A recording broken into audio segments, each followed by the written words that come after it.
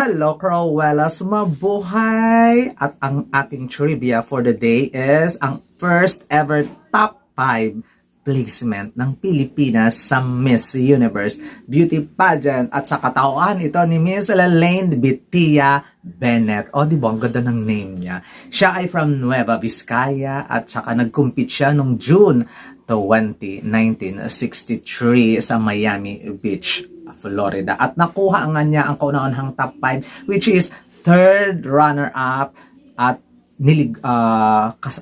kasama niya ang 49 candidates. Ang konti lang, 'di ba, dati 49 candidates lang sila. Nakapag-asawa siya, 'di ba?